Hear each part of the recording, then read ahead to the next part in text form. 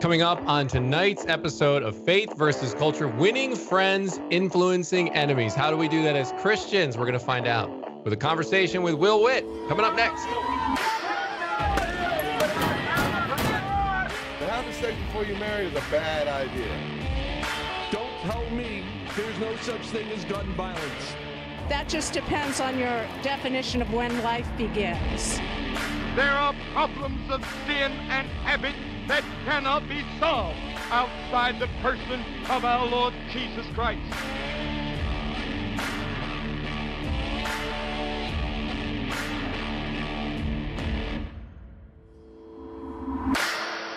Well, hello and welcome to this episode of Faith versus Culture right here on the CBN News Channel. My name is Dan Andros. I'm the managing editor of FaithWire.com, joined as always by Billy Hallowell, also of CBN's FaithWire. What's going on, Billy? Doing well. How are you? Good.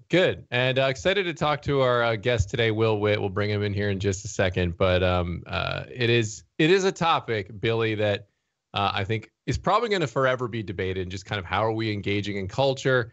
You know, how do we influence people as Christians? You know, to Christ. What is the best approach? And we've had that conversation a lot. And we're going to have another round of that conversation with a guy who's very familiar with interacting with people who don't necessarily agree with his point of view.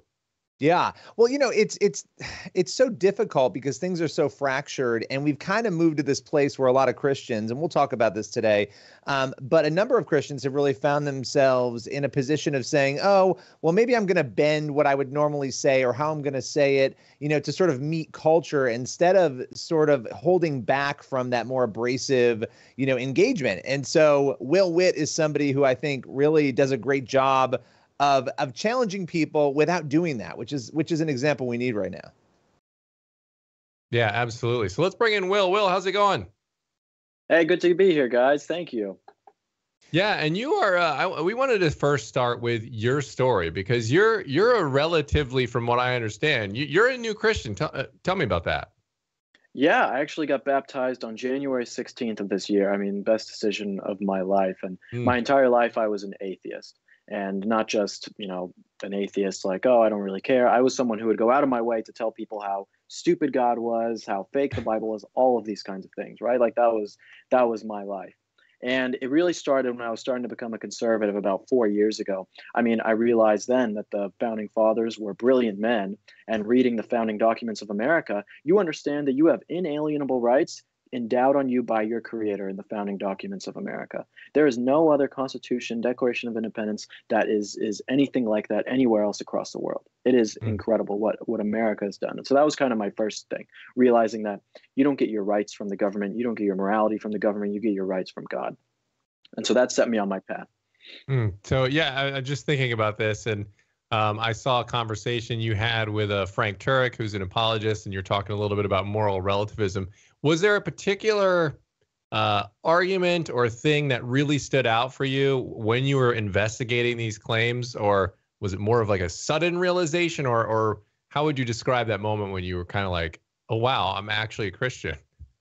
Yeah, well, Mere Christianity by C.S. Lewis is, of course, you know, one of the best guides, and I read that, and that was amazing, as well as the Screwtape Letters. But what it really was for me was during the COVID pandemic. And this was maybe last September. Yeah, I said, I'm not going to screw around anymore. I am going to just read the Bible. Okay. I can't come here and say, oh, I'm kind of a Christian or maybe thinking about it, you know, but didn't actually put in the work to do it. So I said, I'm going to read the Bible. And so I read the 4 Gospels. And just like it was with my conservatism and what I feel like I am with a lot of different things, if you read something and you understand that it is the truth, then you have no choice but to live by that. And so when I read the 4 Gospels and you understand that, okay, Jesus died for our sins, if he really did that, then I have no choice but to give my life to Christ. Right? And that is the realization that I came to. It's like if you read something and you understand it to be factual, you understand it to be true, then you are either lying to yourself if you do not follow that, or you have to be someone that says, this is the truth and I am going to live by it. And so because now I had read it and understood the text, I had to make that choice. And I made the choice of saying, this is the truth. I believe it to be the truth, and I'm going to follow it. And then I got baptized a couple of months later. I want to keep the focus on faith, but I am curious because you mentioned becoming a conservative, right? And the worldview you had before that was sort of the starting point on this journey then toward, you mentioned obviously the Declaration, the Constitution. What for you, sparked that initial transition into becoming a conservative?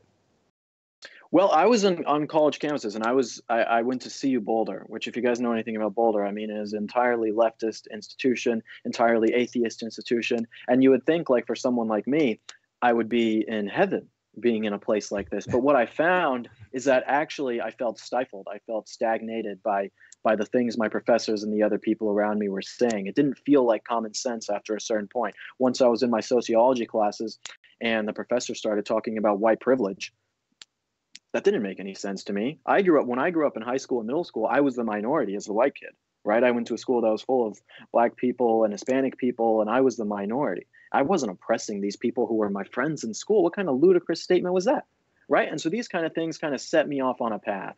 And I was doing research and trying to figure things out and say, why are these people telling me these things? And eventually I realized, after doing enough research and talking to people, I said, wow, the world is much different than I thought it was. Things are way worse in many ways than I thought that they were, and this moral relativism that people preach and these leftist political ideologies that they talk about they're not real. They are grounded in postmodern Marxist thought and have no semblance on what America is actually founded on or what America is actually supposed to be, and even just not even from a country standpoint of how people are just supposed to live to be magnificent individuals. Mm. Yeah, and just talking about that, I know that is the moral relativism, and then having views kind of firmly fixed in midair, right? Like there's no grounding, there's no justification. At the end of the day, I think this is a point for a lot of people that they wrestle with, that end up leaving sort of secular atheism to realize that there is got to be something greater, because otherwise you're just borrowing from the Christian view to say, well, this is right and this is wrong, and this is something that we should do. I mean, that's just a matter of preference, because if I say, well, no, it's not, now what? Well, right. What do you appeal to, right? It's just that you have to appeal to a higher standard. So that sounds like it's part of your story as well. But I wanted to ask, while we're on your faith story, because you're still pretty new. I'm just getting baptized earlier this year. What are some of the tougher things that you've had to deal with, or have you not come to some of those crossroads yet? And because while there are tough questions for atheists to have to answer, there's also tough questions that Christians have to answer for as well. No, that's a really good question. I don't always get to talk about my faith, but I remember when I got baptized, I was very close with the family of the girl I was dating, and obviously very close with the girl I was dating. And soon after I got baptized, her and I were no longer together. Then I got pretty sick. And then actually some things happened in my family that also weren't too great. So actually it was funny, because right after I got baptized, all these things happened to me that were not in the cards. I think a lot of Christians and a lot of people expect, like, oh, you get baptized and now, like, your life is just going to get better. Right. Or, you accept Jesus into your life and things are just going to go swimmingly from here on out. And for me, that's not what happened. But what did happen is that once those problems arose in my life, there was a different way to handle them. Right, from a more mature, from a more well-educated, from understanding why these things actually take place. And that was kind of the saving grace for me in a lot of these things, is that that you have this backbone of Christ that you can rely on, when you are this atheist or moral relativist or secular person, you do not have that, right? And that is why so many people, I think, turn to nihilism, why there is a nihilistic, I would say, epidemic right now in America, far more worse than the COVID pandemic, I would say, of all these young people who are atheists and secular, who find no meaning in life, who say that life is meaningless because when bad things happen to them, they have no way to deal with them except for their own strength or lack thereof. Yeah. Well, and it's like in life, the valleys, at least for me, that's where I've learned the best lessons, right? The mountains are great. Like, it's great to have success and good things happening. Not that we want bad things to happen, but when they do happen, that's when I've learned the most. And I think, we have a real push against suffering in our culture. Again, no one wants to suffer, but there are lessons that come through that. And so that kind of leads me, I was going to ask you how you've changed, and that sounds like one way you've changed, but what are some of the other big ways that you in your heart as a person have really transformed since becoming a Christian? Yeah. It's funny you bring up that part about suffering. because this might sound a little contradictory, but I'm a huge fan of Friedrich Nietzsche, even though Nietzsche was, himself a massive atheist. But he knew that there would be a gap to fill once Christianity died in the West, and there would need to be some sort of system that people would latch onto. But one of the things that Nietzsche talked about when it came to suffering is that Nietzsche was actually a big fan of suffering. That people should actually, in some ways, hope for suffering in their lives so that they can learn from them and be turned into strong, rock-like, unmoving men. Right? That was one of the things that he talked about. That I take to heart in some ways. You don't obviously want to suffer every day, but you want challenges to come into your life. That is what makes you into someone who is not a mediocre person. And I think that with accepting Christ and understanding that, and also understanding that, no matter what happens, God is in control. Yeah. It has made me into a person who understands when bad things happen to me, I am accepting these things into my life. Having that backbone of being able to do that has been absolutely amazing for me. And I think is even though not everyone always wants to hear it, it's the truth, and I'm going to continue to spread it. All right, that's great perspective. Only a year or so in to your faith, so that's good to hear. But we're going to take a break here real quick with Will Witt. And we're going to talk a little bit about the heart behind his book and these interactions, because you've probably seen Will in some of his man on the street interviews and those interactions, which he's done plenty of. So we'll talk about that and more on the other side of the break. This is Faith versus Culture. Back in a sec.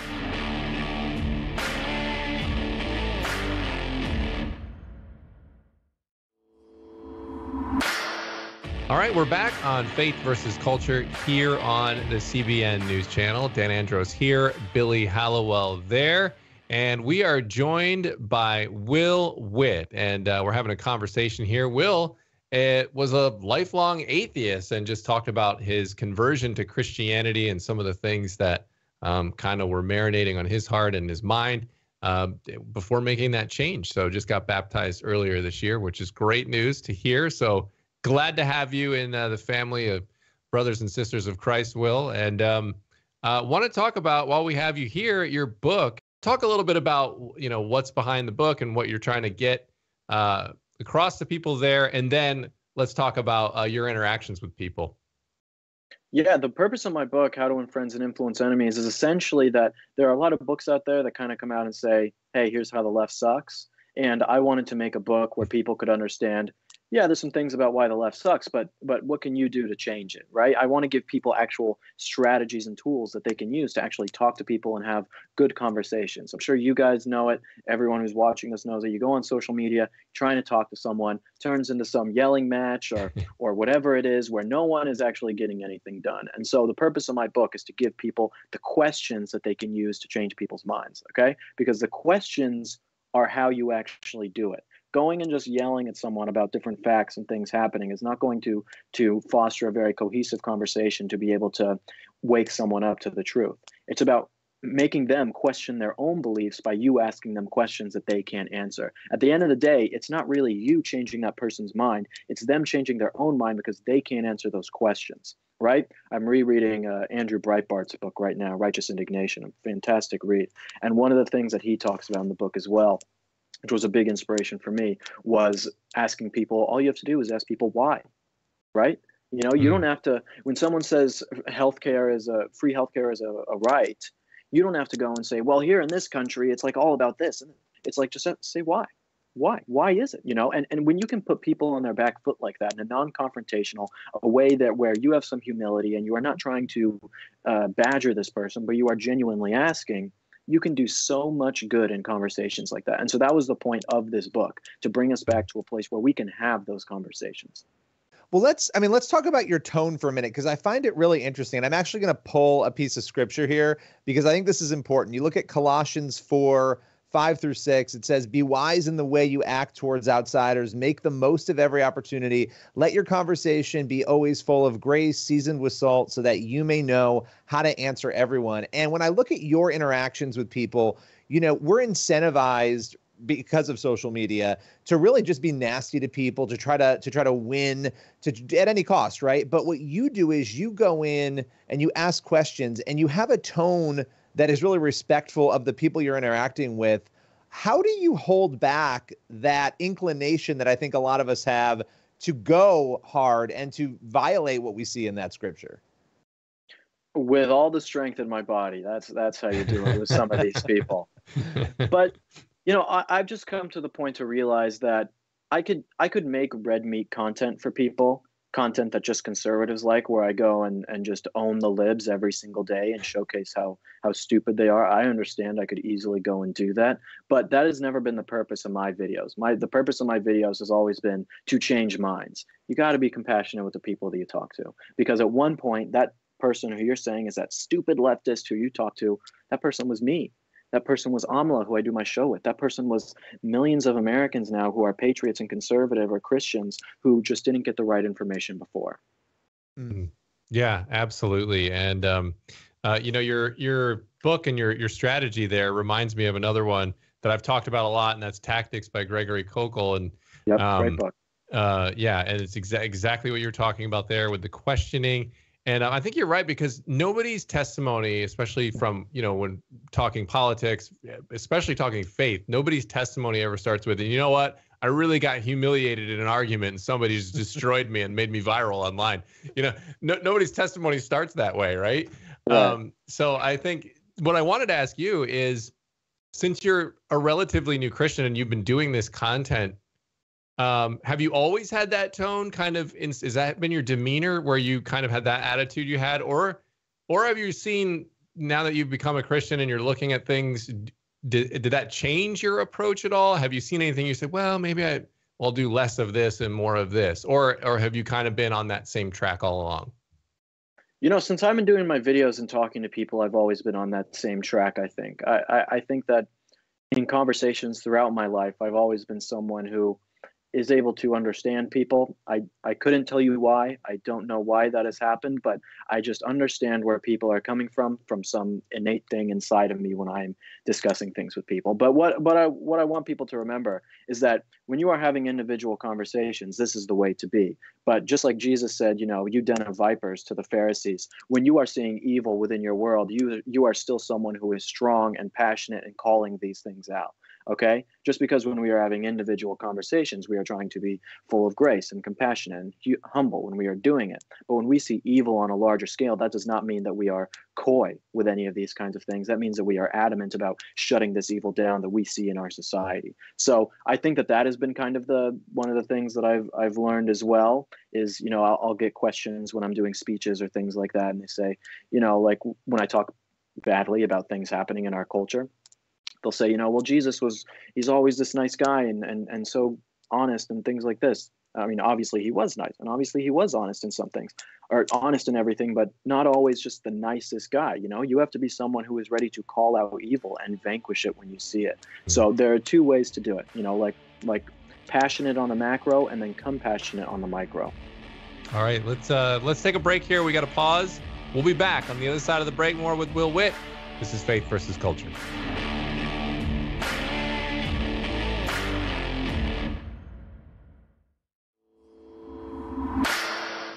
All right, we are back on this episode of Faith versus Culture. Dan Andros here, Billy Hallowell there. We are joined by national best-selling author and host of Will and Amala Live on PragerU, Will Witt. He's also the author of Winning Friends, Influencing Enemies. We've been talking about that. Will, we got a couple minutes for some final thoughts. Why don't you just go ahead and take it from there?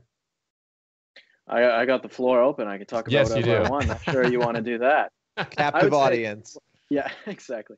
One of the major things that I've really been pressing on right now is I understand why people do the things that they do, right? I understand that if you are in a situation and let's say your boss says you have to get vaccinated and you feel like you don't want to, but you do it anyway because you're a single mother and you have 3 kids and you need to keep your job. I understand why you do that. I understand why if you are a student at school and your professor wants you to be a leftist, I understand why you do that, or they want you to renounce your atheism or renounce your Christianity. I get why people do these things. Or if you're in your family and everyone else is on the other side of the aisle and you don't want to be a pariah within that group, I understand why you would choose to sit with your family and be someone who is lying about themselves. But what I need to tell everyone that I think is the most important is that there comes a certain point where you have sacrificed so much of yourself for appeasing other people that you are no longer the person that you thought that you were, right? How much of the truth are you willing to sacrifice until you no longer are someone who represents the truth?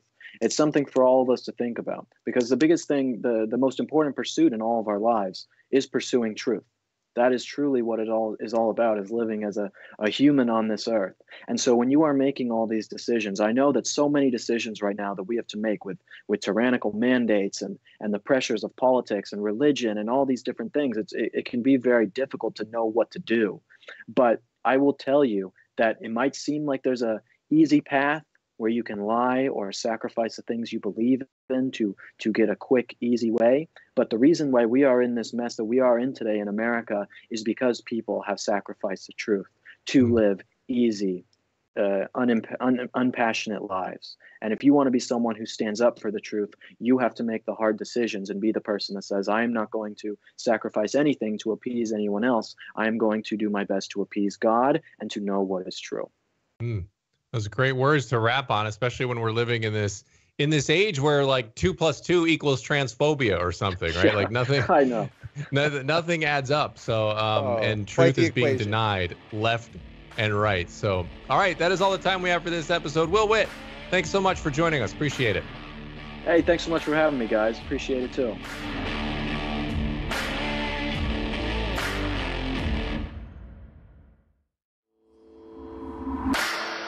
All right, that's all the time we have for this episode of Faith versus Culture. Billy, what did you think of that interview with Will? I thought he was really great. He was great. I love the tone conversation and the fact that we can push back about issues and champion issues without attacking people, right? I think that's a really important distinction. Yeah. Yeah. And I loved his comments there at the end about pursuing truth, because I do agree that is one of the key issues of the day, is that people are willing to abandon truth even when it's not pleasant or it might be unpopular.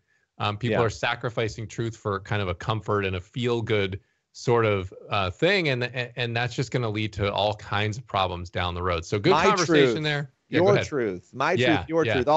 It's crazy. Yeah, it equals no truth at the end of the day. Then nothing's true, if anything can be true. So, all right, that's all the time we have for this episode. Thank you so much for watching. We'll be praying for you as you go on through your week. God bless. We'll see you next time.